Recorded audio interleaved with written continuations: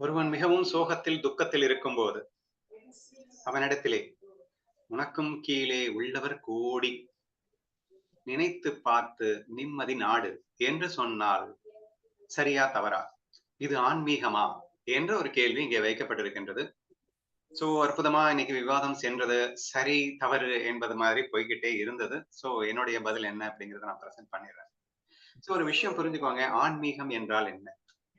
ஆன்மீகம் என்றால் அகங்காரத்தை வேரோடு சாய்ப்பதற்கு ஆன்மீகம் என்று பெயர். அது மட்டுமே நிரந்தர ஆனந்தத்தை கொடுக்கும் என்பதால் நிரந்தர ஆனந்தத்தை நோக்கி பயணம் செய்வதற்காக கொடுக்கப்படுற நாலேஜுக்கு பேரு ஆன்மீகம். அகங்காரத்தை அழிக்காம நிரந்தர ஆனந்தத்தை கொண்டு போக முடியாது. அல்லது அகங்காரத்தை அழிப்பதற்காக ஒரு நாலேஜை கொடுத்தா ஆன்மீகம், நிரந்தர ஆனந்தத்தை நோக்கி ஒரு நாலேஜை கொடுத்தா ஆன்மீகம் என்ற அடிப்படையில பார்க்கும்போது இது சரியா தவறா அப்படின்னு ஒரு கேள்விக்கு வருவோம். என்னது? ஒருத்தன் ரொம்ப சோகத்துல இருக்கான். அந்த சோகத்துல இருக்கும்போது அவனுக்கு கீழே உள்ளவங்களை கம்பேர் பண்ணி, டேய் ரொம்ப ஒரு 1,00,000 லாஸ் ஆயிடுச்சு. டேய் அவன் பாருடா 10,00,000 அவனுக்கு லாஸ் ஆயிருக்கா, இவனுக்கு பாருடா எத்தனை பேர் உனக்கு கீழே இருக்காங்க. அவங்க சொன்னாங்கல்ல, ஹார்ட் பேஷண்ட்னு நான் போனேன். எத்தனையோ ஹார்ட் பேஷண்ட்டை பார்க்கும்போது இத்தனை பேர் நம்மளை விட கஷ்டப்பட்டுட்டு இருக்காங்கன்னு நினைக்கும் போது எனக்கு சாட்டிஸ்ஃபை ஆயிடுச்சு அப்படின்னு சொன்னாங்க. சோ இது சரியா அப்படின்னு கேட்டீங்கன்னா டோட்டலி முட்டாள்தனமா இருக்கு. ஆன்மீகத்துக்கு எகென்ஸ்டா இருக்கு இல்லையா? ஏன்னா அகங்காரம் சாட்டிஸ்ஃபை ஆகுது. என்னை விட மோசமா இத்தனை பேர் இருக்காங்களா, பரவாயில்ல. நான் மார்க்ஸ் எக்ஸாம்பிள் சொன்னீங்க. சோ எனக்கு 60 மார்க் வந்துருச்சு அப்படின்ன உடனே பயங்கர கஷ்டமா இருந்தது. பார்த்தா எல்லாவனும் 50 கீழ எடுத்திருக்கான். நான் தான் ஃபர்ஸ்ட் மார்க் 60. அப்படின்னு பயங்கர சாட்டிஸ்ஃபை. ஏன்டா முதல்ல கஷ்டப்பட்டுட்டு இருந்தேன். இப்ப என்னடா சந்தோஷமா இருக்க? முதல்ல 60 மார்க் நினைச்சு கஷ்டமா தான் இருந்தது. நீ எந்த வகையிலும் 60க்கு மேல எடுக்கல இல்ல. எனக்கு சந்தோஷமா தானே இருக்கு. அப்படின்னு சொல்லிட்டு இருக்கிறதெல்லாம் ஆன்மீகமா வராதுங்க. சோ ஹியர் கொஸ்டின் என்னன்னா, இந்த டேர்மே எதுல இருக்குன்னா கம்பேரிட்டிவ்ல இருக்கு. சரியா? இந்த கம்பேரிஷன் வச்சு நீங்க ஞானத்தை கொடுக்க முடியுமா அப்படின்னு கேட்டா முடியும், முடியாதுன்னு 2 பதில் சொல்ல வேண்டியதுதான் இருக்கு. அதை மட்டும் நான் தெளிவுபடுத்திடுறேன். சரியா? அப்போ இந்த மொட்டையா இது சரியா தவறான்னு கேட்டீங்கன்னா, சரியா பயன்படுத்தினா சரிதான். தவறா பயன்படுத்தினா தவறுதான். எப்படி சரியா பயன்படுத்திக்கணும்ன்றத தெரிஞ்சுக்கிறதுக்காக தான் இந்த கொஸ்டினை கேட்டேன் அப்படிங்கிறத மட்டும் புரிஞ்சுக்கோங்க. ஃபர்ஸ்ட் ஆஃப் ஆல் ஒருத்தன் கஷ்டத்துல இருக்கான்னா அவன்கிட்ட ஈகோ இருக்காதுன்ற கூற்று என்னை பொறுத்த வரைக்கும் ஒத்துக்க முடியாது. கஷ்டமே ஈகோனாலதான் வருது. ஒருத்தனுக்கு ஈகோ பிரேக் ஆகும் போதுதான், என் ஈகோக்கு அடி வாங்கும் போதுதான் எனக்கு துக்கமே வரும். வேற துக்கம்லாம் எனக்கு வர்றதுக்கு சான்ஸே இல்ல. சரியா? அப்படி இருக்கும்போது அவன் ஈகோ அடி வாங்கிருச்சுன்னு துக்கத்துல இருக்கான். அப்போ அவனுக்கு ஈகோ பூஸ்ட் பண்ணி சுகப்படுத்தலாம். அல்லது அந்த ஈகோவுக்கு சரியான நாலேஜ ஃபீட் பண்ணி அந்த ஈகோ அடி வாங்கினதுங்கிறது வரம்னு சொல்லி புரிய வைக்கலாம். டேய் நாமளா ஈகோ உடைக்கணும்டா, இறைவனா பார்த்து உனக்கு ஈகோ உடைச்சிருக்கான்னு நினைச்சு சந்தோஷப்பட வேண்டிய விஷயம்டா இதுன்னு சொல்லி புரிய வச்சா அது ஞானம். அதை விட்டுட்டு அட போட உன்னை விட மட்டமா 100 பேர் இருக்காங்க, இதுக்காக நீ கவலைப்படாதடா அப்படின்னு சொல்லி அவன் ஈகோவை பூஸ்டப் பண்ணி புரிய வைக்கிறது ஞானம் ஆகாது என்பதை புரிந்து கொள்ள வேண்டும். ஒரு எக்ஸாம்பிளோடவே சொல்றேன் நான். ஒரு பையன் ஆஹ், பொண்ண காதலிக்கிறான்.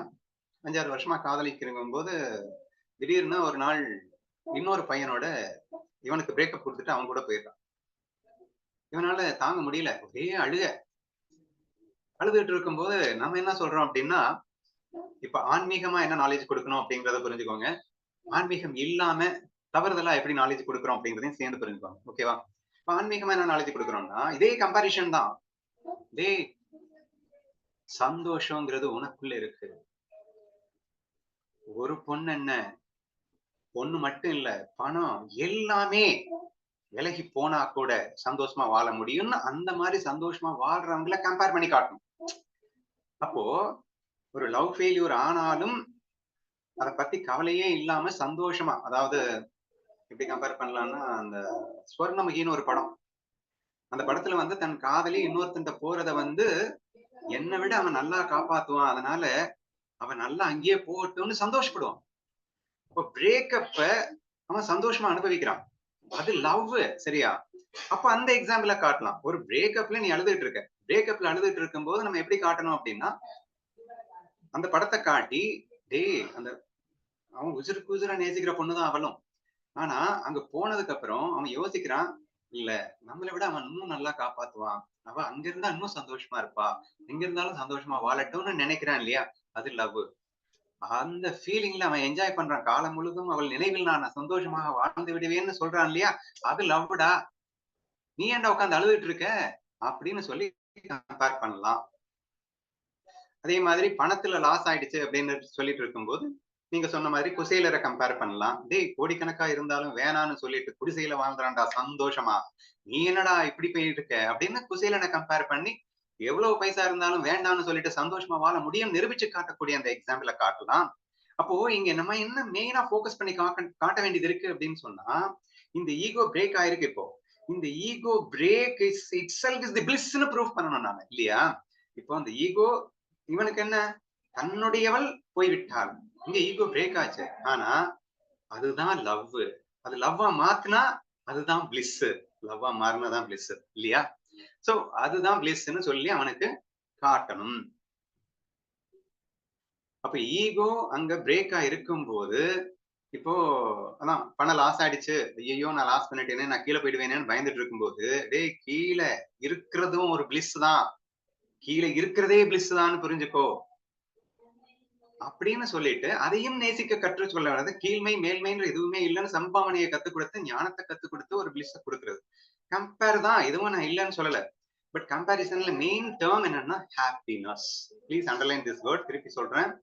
நீங்க கம்பேரிசன்ல என்ன கொடுக்கணும்னா ஹாப்பினஸ் கொடுக்கணும். என்ன ஹாப்பினஸ்? நீ வந்து உனக்கு கீழே இருக்கிறவன் இப்போ ஒரு 1,00,000 லாஸ் ஆயிடுச்சு, அவன் 5,00,000 லாஸ் ஆயிடுச்சு, ஹாப்பியா இருக்கான் பாரு. 5,00,000 லாஸ் ஆனாலும் ஹாப்பியா இருக்கிறத பாரு. So that is very important. அவனுக்கும் லவ் பிரேக்கப் ஆயிடுச்சு. ஆனா லவ் பிரேக்கப் ஆயிட்டு அவன் ஹாப்பியா இருக்கான். ஏன் ஹாப்பியா இருக்க முடியும்? லவ்ல இருக்கவன் மட்டும் தான் ஹாப்பியா இருக்க முடியும். அப்ப அந்த ஹாப்பினஸ் பார். அந்த ஹாப்பினஸ் எப்படி வந்ததுன்னு அவன் கேட்பான். அப்ப லவ்னா என்னன்னு புரிஞ்சுக்கோ. இந்த ஈகோ பிரேக்கப் ஆனது சந்தோஷமான விஷயம்டா. நாமெல்லாம் உடைக்கிறதுக்கு பதிலா அதுவும் ஆயிடுக்கு. இது வரண்டா என்று சொல்லி அவனுக்கு புரிய வைப்பது என்பது ஆன்மீகமாக இருக்கும். சரியா? அப்படியே உல்டாவா சொல்றேன் கேளுங்க இப்போ. ஒருத்தன் வந்தான். டேய் நான் வந்து இந்த மாதிரி நாலேஜ் கொடுத்துட்டு இருக்கேன். ஆனா ஏறுறது கொஞ்சம் கடினமா இருக்கலாம். That is different. ரிசல்ட்ட பத்தி கவலைப்படாதீங்க. இப்போ நெக்ஸ்ட் நான் இதெல்லாம் சொல்லிட்டு இருக்கேன். ஏதோ கொஞ்சம் ஆறுதலா இருக்குங்கன்னு போயிட்டு இருக்கான். இன்னொருத்தன் வந்தான் நேரா. டேய் எப்பேற்பட்டவன்டா நீ? உன்ன மாதிரி எவன்டா லவ் பண்ணுவான் அவள? டேய் உன் லவ்வுக்கு நிகர் நீ மட்டும்தான்டா. நீ என்னம்மா அவளுக்கு வாங்கி கொடுத்த, கார் வாங்கி கொடுத்த, அதை வாங்கி கொடுத்த, என்னென்னலாம் வாங்கி கொடுத்த? கண்டிப்பா பாரு. இப்போ இன்னொருத்தன் போயிருக்காருல்ல, ஒரே வாரத்துக்குள்ள பிச்சுக்கிட்டு உன் காலடியில வந்து விழுவா. ஏன்னா உன்ன மாதிரி அவனால காட்ட முடியாத அன்ப. அவன் அடி வாங்குவாள், கஷ்டப்படுவாள், அவள் போய் கதறிவாள், உன் காலடியில் விழுந்து ஐயோ உன்னை விட்டு போயிட்டேனேன்னு அவன் நினைச்ச அழுவாடா, இது நடக்கும்டா பாடுறா அப்படின்னா. நம்ம ஆளுக்கு ஃபுல் கூல் ஆயிடுச்சு. என்ன ரிலாக்ஸேஷன், நம்ம அண்ணாவும் இருக்காரு அப்படின்னு எனக்கு போன் அடிச்சு கேக்குறான். என்னன்னா நாலேஜ் கொடுக்குறீங்க? என் ஃப்ரெண்டு ஒரே நாலேஜ் கொடுத்தான் பாருங்க, என்ன ரிலாக்ஸேஷன் தெரியுமா? போன காதலி அவனை விட்டுட்டு காலடியில வந்து விடுவான்னு சொன்னான்.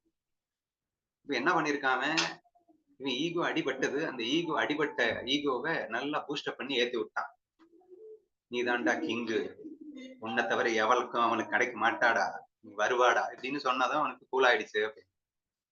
பட் அவனுக்கு கூல் ஆச்சுல்ல, போதும் இல்லைங்க. அல்டிமேட்லி நீ என்னத்த சொல்லி தான் கூல் ஆயிட்டான்ல, அப்போ பிரச்சனை சால்வ் ஆயிடுச்சுல விடுங்க அப்படின்னு எல்லாம் சொல்லாதீங்க. பிரச்சனை எல்லாம் சால்வ் ஆகாது. தற்காலிகமா சால்வ் ஆன மாதிரி தான் இருக்கும். என்ன சொன்னான் வருவாடான்னு சொன்னான், வரணும்ல. அப்போ அந்த நேரத்துல கூல் ஆயிடும். அப்புறம் 1 வீக் 10 டேஸ் வெயிட் பண்ணுவான், 15 டேஸ் வெயிட் பண்ணுவான், வரவே இல்லைன்னு தெரியும். அப்புறம் இன்ஃபர்மேஷன் வரும் அவன் கூட பயங்கரமா சந்தோஷமா இருக்கான்னு. அப்ப என்ன அவன் நம்மாளு ஏற்கனவே இவ்வளவு ஈகோ இருக்கும்போது அடிபட்டும் போதே தாங்க முடியல, ஈகோ நல்லா மேல தூக்கி விட்டு அங்கிருந்து கீழே விழுந்தானே எந்திரிக்க முடியுமாங்க? சோ தேர்ஃபோர் இந்த டேர்ம் வந்து ஈகோவை பூஸ்ட் பண்ணியும் சந்தோஷப்படுத்தக்கூடிய விஷயம் என்பது தற்காலிக சுகமாக இருப்பது என்பதற்காக தற்காலிகமாக கூட கொடுப்பது டேஞ்சர் தான் என்ன பொறுத்த வரைக்கும். ஏன்னா அது என்ன ஆகும் அப்படின்னா மேற்கொண்டு ஈகோவை அதிகரிக்க செய்து மிகப்பெரிய அடி வழும்போது செத்தே போயிடுவாங்க. சரியா? ஏன்னா அந்த நேரத்துல ஒரு சுகத்தை கொடுக்குது, ஆனா பின்னாடி என்ன கொடுக்குது? பெரிய அதல பாதாளத்துல கண்டு போய் தள்ளிடுதுங்க. So therefore, we should be very, very careful enough in giving this knowledge. Of course, comparison is necessary. நான் இல்லைன்னு சொல்லல. ஞானிகளை கம்பேர் பண்ணணும். என் குருவை ஒவ்வொரு நாளும் கம்பேர் பண்ணதான் நான் மெருகேறிட்டே இருக்கேன். என் கிருஷ்ணனை கிருஷ்ணரை ஏன்னா லைஃப் ஃபுல்லாவே வாழ்ந்து காட்டியவன் கண்ணன்.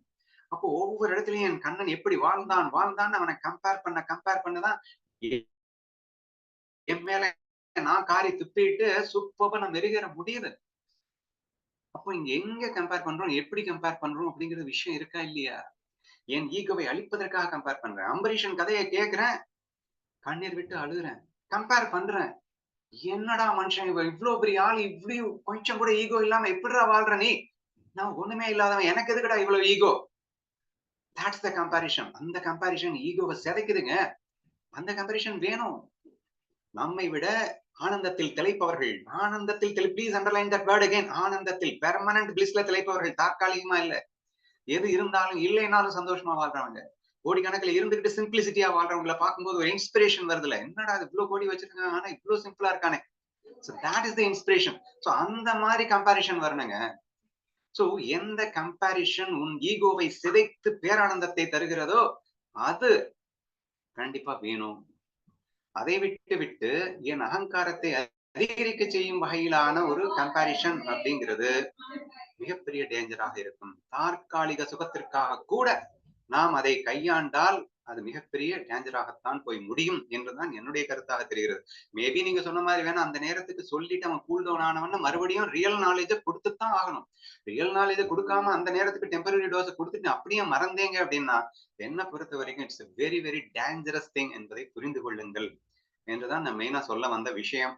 சோ என்னை பொறுத்த வரைக்கும் இந்த கம்பேரிஷன் மூலியமாக நாம் கூல் டவுன் ஆகலாமா அப்படின்னு கேட்டா, நீங்க எப்படி கம்பேர் பண்றீங்க அப்படிங்கிறத பொறுத்துதான் அது.